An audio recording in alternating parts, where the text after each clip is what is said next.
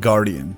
Covered in holy script and able to channel the divine powers of Menoth's clergy, the Guardian is a walking icon of the Creator's might.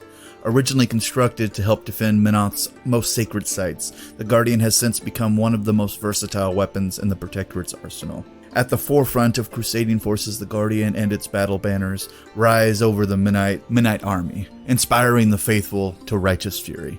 Although only a small number of Guardians were initially constructed, the utility of the Divinity Arc Node augmenting the resilience of the heavy Warjack could not be ignored, and the Protectorate Warcaster soon requested an increase in production.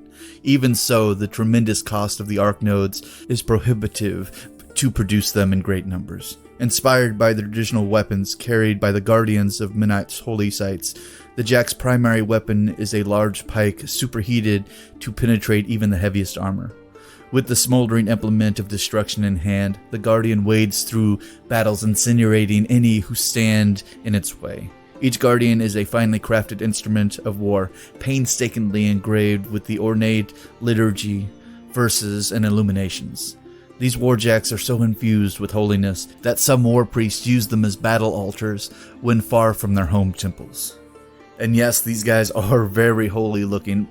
One of the many, I imagine, Menoth warjacks that are that look like walking churches, basically. So, and having a spear that's superheated, so it can literally melt through steel when it's stabbing somebody, is just, terrifying. Also, the fact that it has an arc node too makes it even more useful for any warcaster of the Protectorate of Menoth.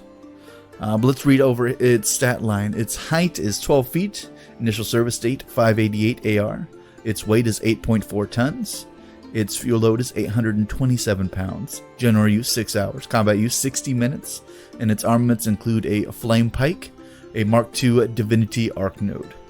And its cortex was manufactured by the vassals of Menoth, and it is currently, well, at least a couple years ago, was still in production by the Menoth. I'm not sure how far low they got after the Infernals campaign, but let's go over the Mark III to Mark IV changes and see if anything happened. Maybe it got a little more streamlined, or maybe the whole thing's been scrapped and redone.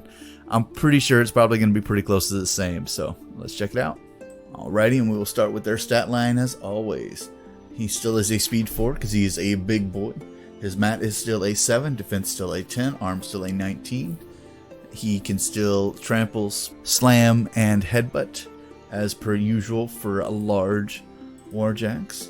And his special abilities is he has set defense. He had set defense originally. So models suffer a -2 on charge and slam power attack rolls against this model, so it increases his defense up to a 12 basically against whatever model's charging into him. And he also has an arc node, so pretty simple there. His weapons have his open fist, a mat 7, range 1, and POW 14. So pretty decent for an open fist. His pike is the fun part. So his pike is a mat 7, range 2, so he's got some range on him, and a POW 18. And his special abilities on this include critical pitch. On a critical hit against a model with equal to or smaller base size than this, can be thrown d6 directly away from this model.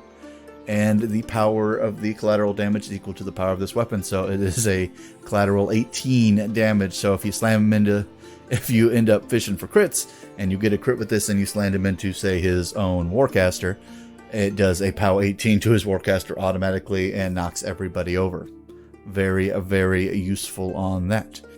And then his second one is Powerful Charge, so he gains an additional +2 to his charge attack rolls, making him even more accurate when he's slamming into whatever model he's going for, basically getting his mat up to a 9 when charging in.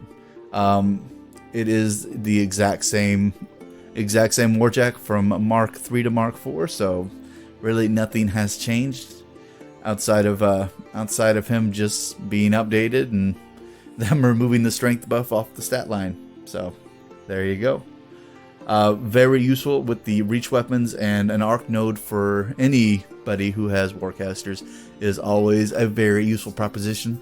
Probably don't want to waste him on a Jack Marshal because that arc node is, well, it's pretty costly for a Warjack. If you want to put anybody on Jack Marshal, it'll probably be the Crusader, just because he doesn't need a whole lot of stuff to be efficient, and he's not super expensive. So, and he doesn't have an arc node, because arc nodes are a lot more useful to warcasters, as we are all well aware. But